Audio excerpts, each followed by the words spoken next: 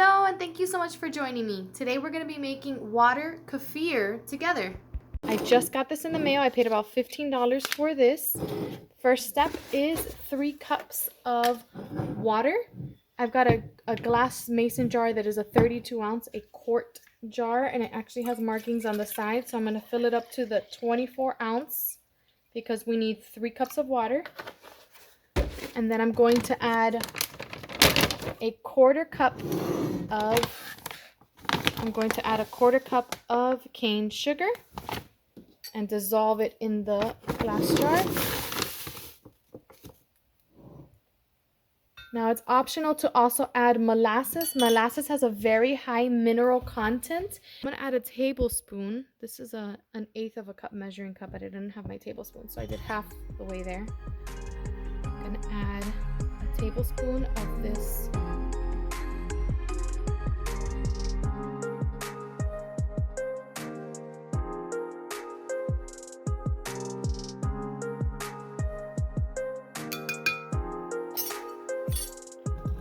these ball leak-proof plastic lids.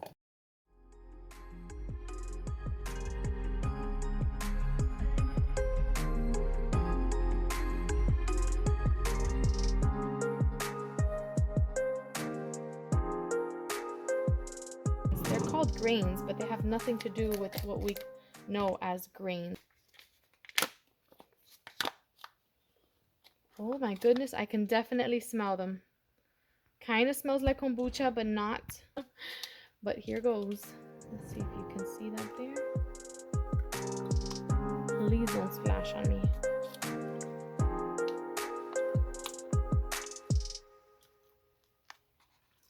It smells really nice, actually, especially with the smell of the molasses.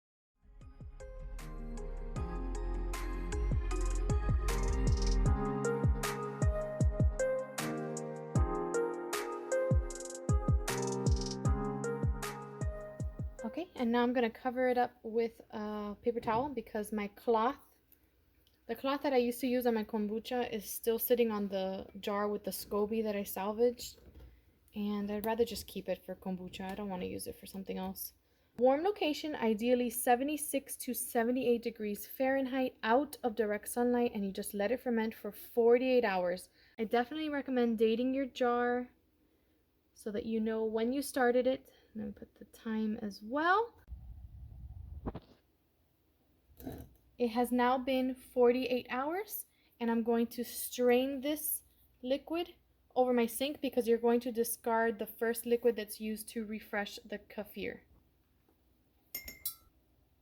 Now this is where the first fermentation begins. We're going to start with 3 cups of filtered water. That's 24 ounces. I'm going to add the sugar, a quarter cup sugar. I'm using organic cane sugar. I'm going to put the lid on and shake it to dissolve.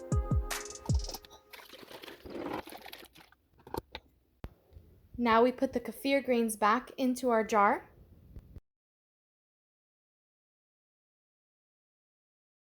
Cover up the jar. Label the jar. I'm going to go ahead and label it with 24 hours from now so that I know that in 24 hours I need to either taste it or smell it. Since it's the first time I'm doing this, I want to get an idea for what I'm aiming for. But the best way to know if the first fermentation is complete is to test the pH level. So although I'm labeling this with 24 hours from now, which is Monday at 10 p.m. and a reminder to taste it, I'm still going to use my litmus paper and check the pH level then to make sure that we have reached 3.5. But I know that it's going to take about 48 hours before we get to 3.5 level of pH. So I set this aside in an area out of direct sunlight that was 76 to 78 degrees Fahrenheit, and after 24 hours I checked the pH level with my litmus paper and it was at 4.0, so I'm going to let it go for another 24 hours. Okay, so it's been 48 hours after the first fermentation. I just tested the kefir liquid using my litmus paper and it tested exactly 3.5 on the pH scale, which is exactly what we're looking for. Thankfully, these little papers came with my kombucha kit. I know this is kefir, but it came with my kombucha kit. I'm sure you can get some on Amazon for cheap. I just tear them and I dip it into the liquid. I know you're supposed to use a little pipette and put the liquid onto the paper, but this is just the way that I do it. It's easier and simple. So here we go.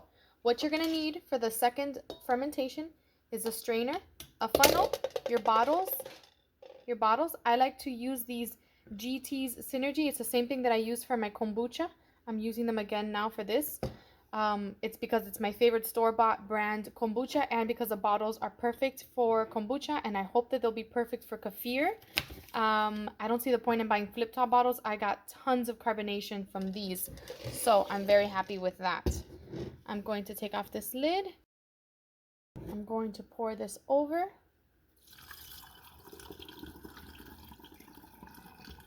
And leave a little bit of room for the juice.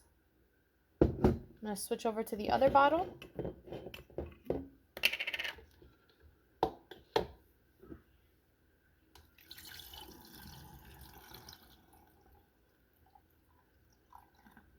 Okay, you can't see it right now, but the kefir grains are already in the mesh strainer. This mesh strainer is from the Dollar Tree. I removed the plastic handle that was here so I can tell it apart from my other ones. I've got 2 other ones, and I use the other ones for fruits and such. So I definitely didn't want to mix it. Here you can see now. I wanted to keep this one just for the kefir grains. All right, so I think I'm going to put this right over here for now. They're pretty even. I'm going to go with this flavor with Concord Grape because for my kombucha, I tried so many different flavors. And I don't know why I did it. I guess out of curiosity, because the first flavor I did was this grape, and it was my favorite. And for kefir waters, for store-bought brands, there's this brand called Dr. D's that I buy when they're on sale. And my favorite from that is the grape. So I'm just going to go with grape. I think it's delicious. All right, I'm going to go to just about there. Leave a little bit of room.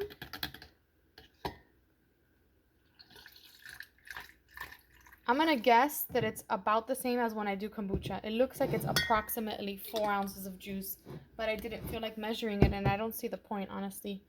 All right, so I'm going to cap these. I'm going to label them. I have a plate here to put this funnel on.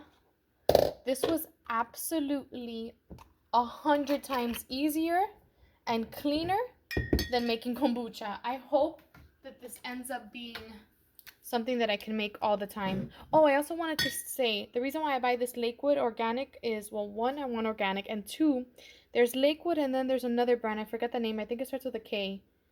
I can't remember what it is. But this one has only the 1 ingredient. The other ones usually have ascorbic acid, filtered water sometimes. It might be from concentrate, and I'm not interested in any of that. So I'm going to label these bottles. I'm going to label them with today's date so that I know when I started the second fermentation, and I can tell if it's been 1 day, 2 days, 3 days, 4 days, or 5 days that I will have to do the next time around that I make my next batch. I'll know how many days the second fermentation will go in my house. Today is 3/23, 9:30 p.m. Grape kefir. These are going to go back exactly where I had this stored. I'm going to erase this from my jar, and I'm going to restart the process with this one. Put some sugar water in here to start the first fermentation of my second batch. So we start the process again. 3 cups of water. Here's the measuring line. Here's a 1/4 cup of sugar. I'm going to put the lid on and shake this up to dissolve the sugar as much as possible.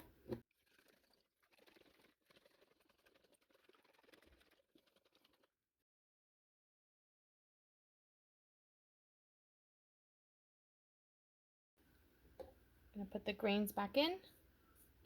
They do look a little plumper than when I first got them. I heard that they grow with time or multiply, I think. So that'd be great because I don't want to be doing this just for 2 bottles at a time. I'd like to be making a gallon at a time like I did with kombucha.